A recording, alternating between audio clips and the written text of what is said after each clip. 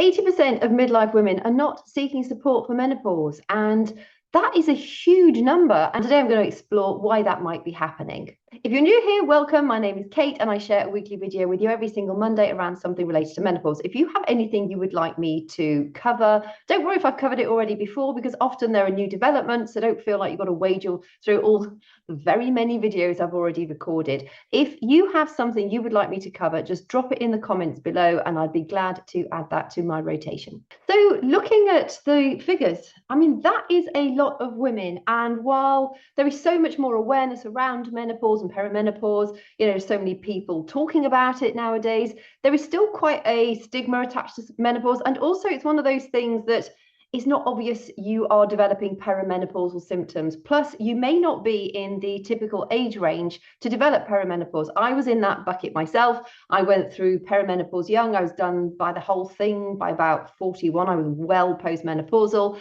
and didn't really think any of my symptoms at that time were linked to perimenopause. I'd even been to the doctor, and he dismissed the sort of menopause type thing. Not that I naturally brought that up myself, because because of my journey through the menopause, I really dove into it. I've been in the health and wellness field for a long time, and it's just something that, because of my own experience, I wanted to learn what works and what does not. And also through the years of working with very many women, we are all so different. We all have very unique journeys through the menopause. So what might suit one individual might not suit another.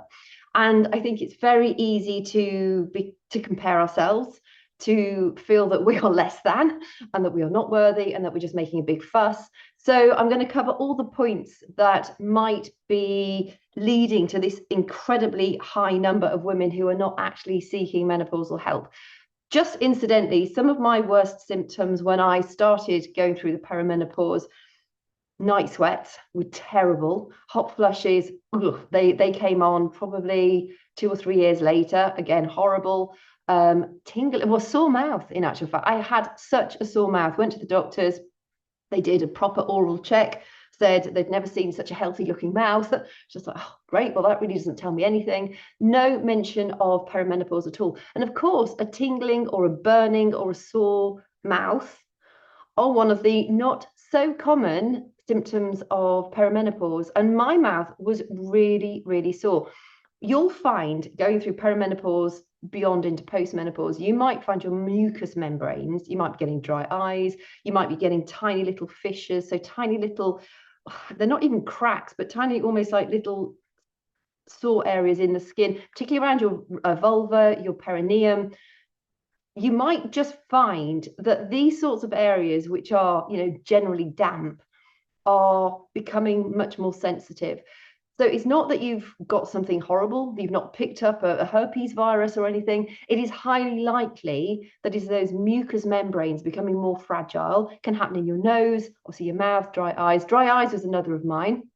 I use Cystane Balance eye drops. They're brilliant. And I only used them for a couple of years, and now my eyes seem to have regulated themselves again. But just be mindful that if you've got all of a sudden these weird little things that are creeping up, it could well be linked to hormonal fluctuations associated with perimenopause. So do not suffer in silence. That is the main point, is if you feel this isn't normal, this is new, get down to your healthcare provider, your GP, whoever that might be, and just ask, could this be associated with menopause? Because there are very many weird and wacky symptoms alongside the more usual symptoms associated with perimenopause and that postmenopausal transition. Incidentally, if you're not entirely sure what perimenopause is, I'll just go over that quickly. Perimenopause can last up to sort of 8 to 10 years. That is when your sex hormones are fluctuating quite wildly. Perimenopausal years, I would say, are the worst. The menopause is one day. It is 12 months, or indeed some people are saying it should be 2 years, but the common consensus is 12 months since you've actually not had a period. That is your menopause. Beyond that day, you are postmenopausal. Figures I've got are from a Mayo Clinic study. I will link all references beneath this video in case you want to sort of dive into it in a bit more detail. 34% of those 5,000 women who were studied were actually experiencing really severe menopausal symptoms. 34% doesn't sound much, but when you think they are really struggling with their symptoms, bearing in mind suicide rate does increase quite significantly through the menopause and beyond, that is quite a concerning number. And the fact that 80% had not sought any medical care or support during their perimenopausal years, again, is quite concerning. So why, I wonder, are so many women suffering silently? I think partly it is down to a lack of awareness. It is like I was, it doesn't suddenly hit you. You don't wake up and you've got swollen glands. You don't wake up and you've got a temperature. You don't wake up and suddenly you can't move your toes. It is a gradual creeping up of various symptoms, and some of them can come and go. You don't just suddenly start with hot flushes, night sweats, joint pain, headaches, irritability, mood swings, brain fog, low libido, da-di-da-di-da. It doesn't happen. It's something that will creep up on you. At certain points, you might find, God, my hot flushes are terrible at the moment, and then they'll sort of back off a bit, and then all of a sudden you might think, oh my God, I've got no libido, what's going on? And then that might improve a little bit, and then you might think, God, what's wrong with my joints? Have I got rheumatoid arthritis? What is happening? So these things sort of nudge their little way in and they nudge their way out.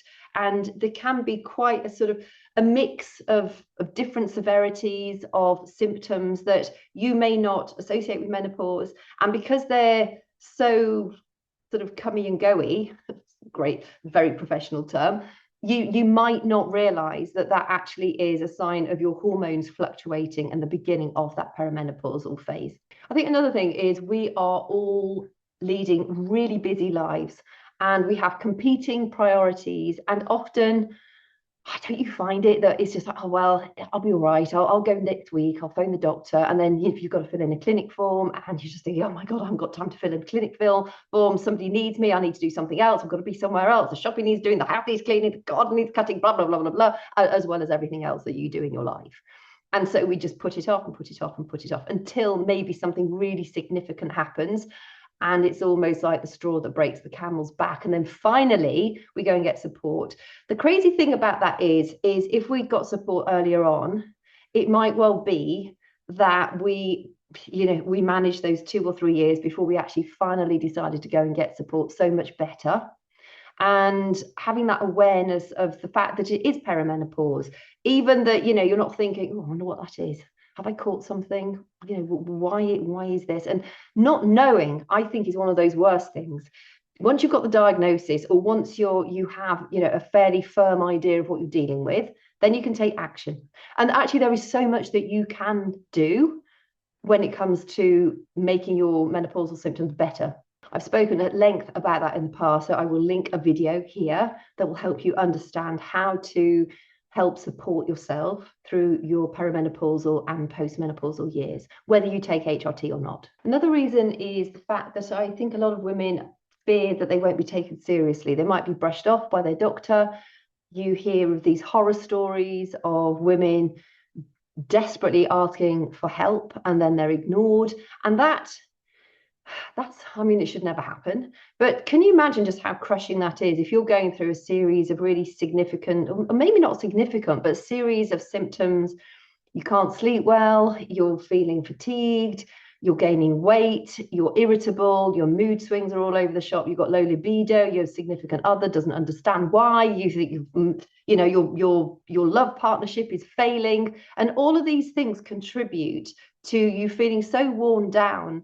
And so the risk of then going to open up and talk to your healthcare provider and possibly being ignored or brushed off, that in and of itself is enough to put a lot of women off to seek help. I know a lot of women that have indeed avoided going to see their doctor because they were afraid that they wouldn't be taken seriously. There's also that issue if you're working that, if you've got, say, menopausal related symptoms and you need some time off work, because maybe you've left it a bit too long, or you're having mental health difficulties.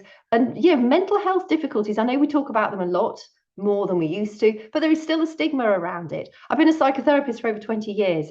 So many people come in to talk to me and they are almost whispering about what's going wrong with them. There's a sense of shame that they feel that they need to reach out for help. And that is just shocking. We all need help from time to time. And communication with the people that can literally help transform your life is vitally important. So if you do get brushed off by your healthcare provider, seek out another one, even that if that involves writing a snotty letter to the surgery or whoever it might be that you get your support from. Stand up for yourself. We do have to be our best self agents in this process. A lot of women are getting a lot better care and treatment these days because there is so much spoken about it. And in the world of social media, you do not want to be that doctor's surgery that somebody goes on and goes, my doctor's surgery is such a street and they are absolutely rubbish and this is what I have problem with and this is what they told me. They do not want to have to deal with that. So they are there to serve you. So let them serve you. And if you're not getting the service that you need, and that to a degree that you expect, given the fact that we should all be mutually respectful of each other, take it up with the powers that be for that surgery. And if you still feel like you're not getting heard, write to your local MP. Keep taking it a step further. I know it's a pain to have to do it, but sometimes if things are that bad, we need to take those next stage measures and get the support and be heard like you need to be heard. I sort of touched on this point earlier, but a lot of menopausal symptoms, perimenopausal symptoms don't make sense. Like I say, they can ebb and flow. One week it might be hot flushes, and then all of a sudden you'll find that they're not such a problem. But then you've got joint pain, or you might have joint pain and low mood, or you might have joint pain, low mood, low libido, and mucous membranes that are becoming sore. Or you might just be so flipping irritable and you don't know why. You feel like you've changed your entire personality. Once upon a time, you were laid back and everything was happy and nice. And, even in sort of tricky situations, you could manage. And now your resilience to stress has gone rock bottom. You feel irritable. You don't like yourself. You don't like the personality that you feel that you've got right now. And that is so undermining. So do talk to people about it because you're not alone. It happens to a lot of us. And, there are days when I just think, I wake up and I feel ratty. It doesn't happen very often, but there are days when that happens. And, if you are one of those people really struggling with that sense of irritability, go and talk to your doctor or whoever it might be, even if it's just a good friend. And, one way I do say, if I'm feeling ratty, I tell people, I don't know why, I feel really irritated today. So at least they know that I am feeling really, really irritated. So if I, maybe say something that's just totally unnecessary, they might be able to put it down to the fact that I've told them I'm irritated and I'm trying my best, but I'm probably just going to go to bed early that night. Sort of call close on that day. Other women are afraid that they will be pushed towards HRT. This happened to me too. I did not want to take HRT. I just didn't. I've been lucky enough to manage menopause without having to take HRT. I have nothing against HRT. I just personally, I did not want to take it. And when I went to the doctor the first time, when I was perimenopausal, I can't even remember why I went, to be quite honest. It was not long after I'd had one of my children. I think I'd gone just because I felt really sad. And my doctor was assuming it was the baby blues. I was just like, no, I am the happiest mum. Being a mum was one of the best things that ever happened to me. It's definitely not baby blues. And then I realized, with time, my marriage was starting to unfurl a little bit. And it was that was making me feel sad. And there was nothing else, it was just something that was making me feel sad in my life. I didn't have a mental health issue. I was just dealing with natural emotions around, I suppose, a marriage falling apart. And that is enough to make anyone feel sad. So, do bear in mind that even when you're having these various emotions that are coming up, emotions are there for a reason. They are a sign. We should not be ignoring our emotions. If you're feeling sad, sit with it. Why might you be feeling sad? Because when I drove out of that doctor's surgery feeling completely unheard and completely misdiagnosed, I remember driving down the big hill. There's a big hill on the way out and it was sunny. I think it was quite cold. And I just remember thinking, I know why I'm sad. And it sort of hit me that is exactly why I was feeling that way. So sit with it for a little while, and emotions are there for a reason. So let them be the signposts rather than trying to suppress them or ignore them.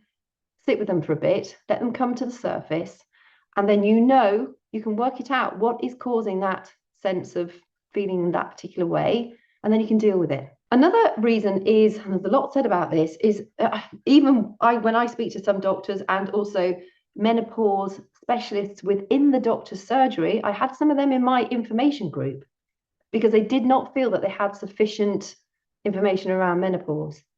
So they themselves admit that their training doesn't really equip them with the depth of knowledge to be able to support a woman fully in menopause. And of course, some GPs, some doctors, some healthcare providers are going to get that specialist training now. And I'm sure in the course of time, a little bit like nutrition, hopefully those doctors will start to learn more about the importance of good nutrition for us, as well as being taught about menopause, because if we're lucky enough to live this long, we will all go through it.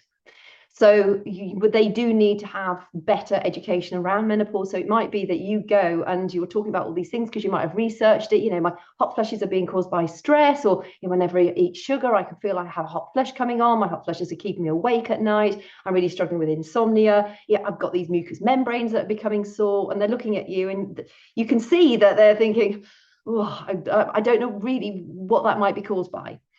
So, do we give them wiggle room? I don't know. They're supposed to be there to support us. They're supposed to be the healthcare providers. So I think that uncertainty as to whether or not they can actually help you in the way that you need to be helped is also holding a lot of women back. Like this, like social media out there, there are a lot of, really great doctors on social media nowadays talking about how to help to support you through the menopause. And some of them are right, some of them are not so right. I remember one, she's a huge following, and she only recently, she's an ob-gynae. She only recently admitted that what she had been talking about so passionately for the last 2 or 3 years, she'd realized it was wrong. That's quite scary because all her other old stuff is still out there. So it's really frustrating. You do have to do a bit of your own research, and HRT, I cannot talk from my own personal point of view. I know for some women it can really help you, but do not accept it or do not expect it to be a complete blanket cure-all, because it's not. It might increase your weight. It might negatively impact your mental health. It does have all sorts of different things that you might expect it to fix, and it may not do. So the point of lifestyle and holistic fixes is the fact that no matter whether you take HRT or not, they will always support you. And it's important that you feel a sense of self-agency and that there are things that you can do to help your transition through those menopausal years. Finally, on these points is workplace, because if you're in an office or you're out and about, you work for an employer, you might not want to be branded menopausal, perimenopausal, because then there might be a sort of a workplace stigma against women in menopause. You may have heard it. I've heard it myself. Oh God, she's having another hot flush. It's just like, well, if she's having a hot flush, that is pretty vile for her. So what are you going to do about it? And there are various things that, in fact, I'll stick a video here about how the workplace can improve your care throughout the menopause. But also, you don't want to be branded as the woman who creates a fuss. You might be silently suffering inside, but you're worried about being the one that, is creating the fuss on the work floor. You're not. If you're feeling that vile, hot flushes actually used to make me feel quite nauseous. If you've got the joint pain, if you've got the fatigue, if you're not able to sleep well at night, let them help you. There should be systems in place within wherever you work that can help to support you through the menopause. So here's what you can do right now. I've actually created a free menopause action checklist. So you can download that. You don't need to give your email. You can just literally download it. It's in the description box below. And that gives you a few ideas of what you can do to actually help your journey through the menopause. But track your symptoms for 2 to 4 weeks. I'm actually creating a much more in-depth menopause symptom and mood tracker that goes over a lot of the symptoms and explains why and how to improve them, as well as actually have like a tracker that you can fill out. But for the moment, what you can do is use this sort of action checklist and just track your symptoms, track ideally what you've eaten and drunk the day before, and then see how that impacts your sleep, see how that impacts your menopause symptoms, because what you eat and drink has a massive impact on your symptoms, as well as stress levels. Stress levels will definitely make your symptoms worse. You can then take your log to your healthcare provider and you could say, do you think these symptoms might be menopause related? You ask them, what are your options? What lifestyle changes can they suggest that will help you? You can prepare questions in advance, like, keep them accountable. Ask them, what should you be feeling like in, say, 3 months' time? How is this specific thing that they're suggesting you might take going to help you? What are the specific side effects that might come with whatever they're suggesting that you might take? What are your non-hormonal and your hormonal options available to you? How are you or they going to monitor your progress? Commit to your foundational health gains. So do your strength training, eat healthy foods, cut out the ultra-processed foods, significantly reduce or cut out your sugars, reduce your alcohol, focus on gut health, eat probiotic foods, try and get into eating or making sauerkraut, kimchi, kefir, kombucha, Greek yogurt, live cheeses. Become informed about what foods and drinks contain live bacteria, because that will support your gut. And I cannot emphasize how important gut health is to your experience of the menopause. I'll link a video on that here. Obviously, focus on good sleep as much as you can do, but sometimes that does require you getting bossy. I know I struggled with my sleep for years, and then one day, as a psychotherapist, I advise people to do all these steps to help them improve their sleep, and it works. I thought, what am I doing? I'm not even doing these steps myself. So I got my book out. What did I suggest to them? And I went through every single one of them. And do you know how much my sleep improved? And yes, I did feel a bit boring. And did I sleep well? I did. Yes, I had bags for about 3 or 4 weeks afterwards because I was sleeping better and my body was just getting used to sleeping better. But the bags were a small payoff for much better night's sleep. So if you get bossy with yourself, it does have a profound impact on the quality of your sleep. And talk to a friend, talk to someone, whether it's a friend, a family member, your healthcare provider. So I'd be interested to hear, what are your worst symptoms, and have you realized, or when did you realize that they were part of that sort of menopausal transition? Remember that the sooner you start to take action on your symptoms, the more impact you will have positively on making them reduce or go away. And remember, you're not alone. We're all going through these various phases. It's a bit like childbirth. Some people have dreadful childbirths, other people pop them out miraculously. And it's the same with menopause. Some of us will have better menopausal transitions, others of us will struggle more. And that is largely down to our environments as well, our genetic makeups, our support systems, how many estrogen or how effective your estrogen receptors are in your body. I will be talking about that in an upcoming episode. So just be mindful that while your sister or your female neighbor or your best friend had a really easy menopause or a really tricky one, it doesn't mean to say you are going to follow the same path, not at all. So be supportive of your own journey in as far as you can. Take action on the things that you can influence. I absolutely promise you, lifestyle has an enormous impact on how you go through the menopause. And if you feel like you either want to take HRT or you need the support of HRT, have a chat with your healthcare provider. Again, the different types of HRT get absorbed in different ways. So again, I'm going to be talking about that very soon. That your sister's or best friend's journey on HRT may not be entirely the same as yours, and also why that happens. So look out for that.